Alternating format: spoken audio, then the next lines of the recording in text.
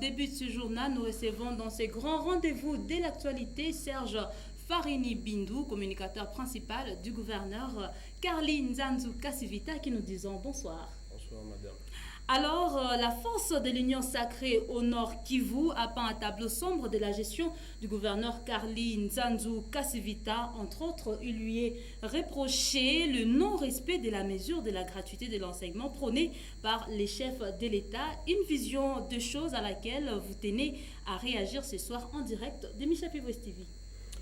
Oui, je vous remercie pour cette invitation. Je souhaiterais parler plutôt des prétendues forces de l'Union sacrée que de parler des forces de l'Union sacrée parce que, pour mémoire, l'Union sacrée en Provence est organisée et il y a eu une déclaration regroupant plus de 38 députés provinciaux qui ont adhéré à cette logique du président de la République et chef de l'État, son Excellence Félix Antoine Tshisekedi Tshilombo, une vision qui prône bien sûr l'union sacrée de la nation.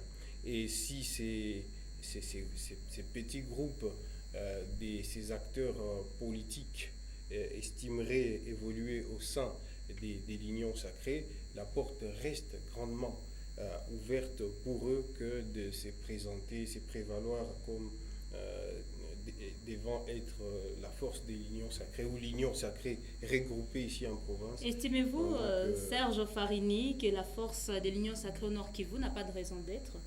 Parce que vous dites prétendu. Oui, prétendu, je parle de ces groupes qui est constitué d'Albert Kienge et compagnie, qui se réclament être de l'union sacrée. On connaît d'une manière générale les agitations d'Albert et ses amis depuis quelques années ici en province. C'est des gens qui se réveillent le matin, qui soutiennent une idée X, à midi ils soutiennent une idée Y, le soir ils disent non à l'idée Y, le matin ils se réveillent encore pour dire oui à l'idée X.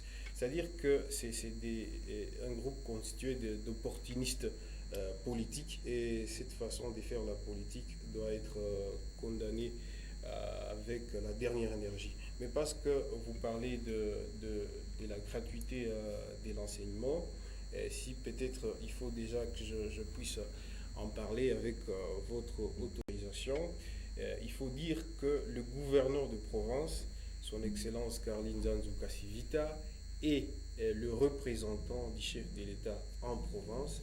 Donc il ne peut pas aller aux antipodes de la politique prônée par l'exécutif national. Il est l'émanation ici, ou l'incarnation de cette philosophie du président de la République qu'est l'union sacrée. Pour mémoire, juridiquement ou constitutionnellement, la gratuité de l'enseignement est prévue à l'article 43 de la Constitution qui parle des gratuités de l'enseignement primaire dans les établissements publics.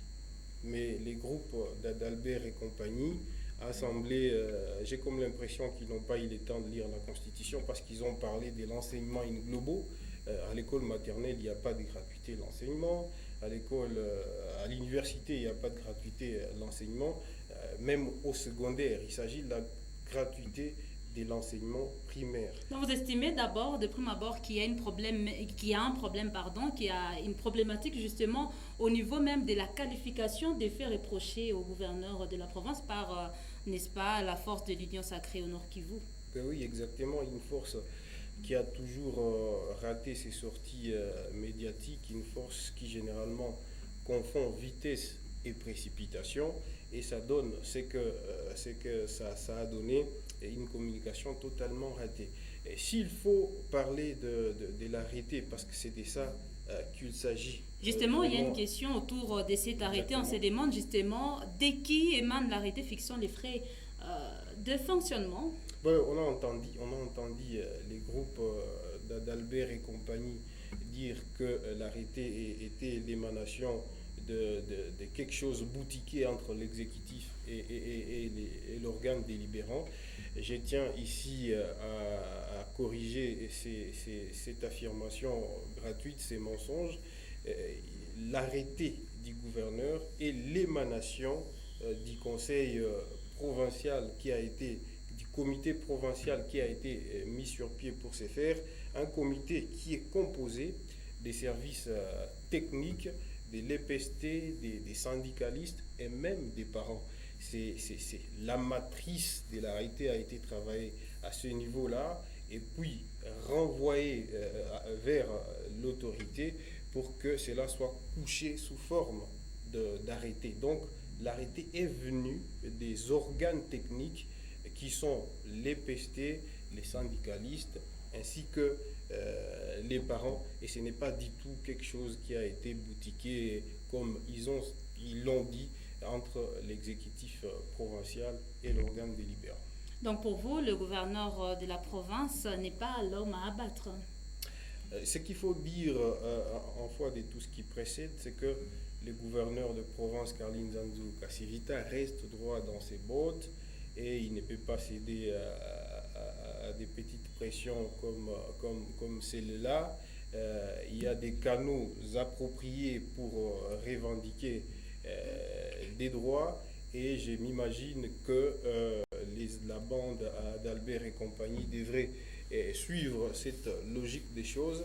Ce qui est vrai, je tiens à les marteler devant les téléspectateurs qui sont en train de regarder votre télévision, que c'est lui qui applique le mieux la vision du chef de l'État dans une province, c'est le gouverneur parce qu'il est représentant du chef de l'État en province. Merci beaucoup, en tout cas Serge Farini Bindou, pour Merci votre aussi, présence dans ces grands rendez-vous de l'actualité. Je rappelle que vous êtes le coordonnateur de la cellule de communication du gouverneur de Nord-Kivu.